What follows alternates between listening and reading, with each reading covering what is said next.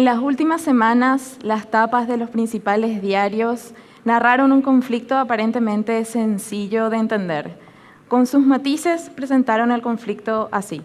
Piqueteros cierran calles para exigir al gobierno que paguen sus deudas.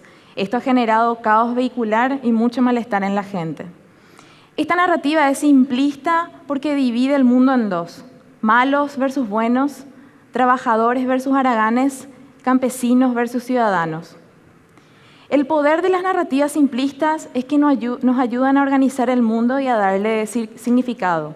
Nos ayudan a darle valor a las cosas y a tomar postura en algún extremo de forma segura. El problema de las narrativas simplistas es que, aunque parezca, no esclarecen. Esconden conflictos de fondo que son muy complejos, que no caben en la regla de yo versus el otro, nosotros versus ellos. Nos limitan a una burbuja de información. Si nos animamos a desarticular la narrativa que se ha instalado en las últimas semanas, si nos animamos a romper nuestra burbuja informativa, vamos a encontrar que los piqueteros no solo se definen por las medidas de presión que ejercen para llamar atención a sus reclamos. Son, por sobre todas las cosas, campesinos, personas que trabajan la tierra y que han contraído deudas para poder plantar chía, sésamo, caña de azúcar y otros cultivos. Hoy piden al gobierno que se condonen sus deudas. Si indagamos aún más, vamos a ver que este conflicto no es reciente. Ya el año pasado, centenares de pequeños productores se asentaron en la capital casi un mes hasta llegar a firmar un acuerdo con el gobierno.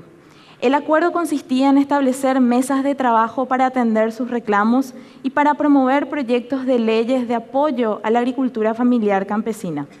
El gobierno se comprometió a apoyar al sector campesino en ese entonces. Mientras las calles y las redes sociales se inundaban de insultos hacia los campesinos el año pasado, desde el surtidor nos preguntamos cuál es el origen de la deuda campesina. Y esto fue lo que encontramos. El Ministerio de Agricultura promovió la obtención de créditos a 70.000 familias para sus cultivos, pero los precios proyectados fueron mal calculados porque no se previó la caída de los precios de mercado. Hubieron denuncias de que algunas semillas se entregaron en mal estado. Las inundaciones afectaron los cultivos de los campesinos y asistencia técnica que se había prometido nunca llegó. La producción cayó, la deuda pública no se pudo pagar, algunos campesinos contrajeron deudas de entes privados para poder cubrirla, pero igual la deuda siguió creciendo. Entonces lo que encontramos es que el conflicto de este año se remonta a un acuerdo del año pasado entre el gobierno y los campesinos, acuerdo que no se ha cumplido. Dicho acuerdo buscaría solucionar el endeudamiento de los campesinos, que a su vez se origina en una virtual estafa. Pero este todavía no es el problema de fondo. El origen de la deuda campesina todavía no lo es. El problema de fondo es el modelo de producción económica que genera una contradicción ineludible. Paraguay exporta alimentos a todo el mundo, pero tiene hambre. El agronegocio dice producir alimentos para 80 millones de personas. En Paraguay, el 94% de las tierras cultivables se destinan a productos de exportación. Solo el 6% restante se destina a la agricultura familiar campesina, que produce alimentos, que produce comida para consumo interno. Pero en la política agrícola nacional, la agricultura familiar campesina no es una prioridad. Solo eso explica que entre el 2013 y el 2016 se ha duplicado la importación de frutas y hortalizas. Mientras tanto, 4 de cada 10 niños menores de 10 años sufren de malnutrición y casi 320.000 personas en el campo viven en la pobreza extrema. Si no cuestionamos lo que dicen los medios, si no nos animamos a romper nuestra burbuja informativa, nos vamos a quedar solamente con una parte del conflicto, con una versión simplista, una narrativa simplista.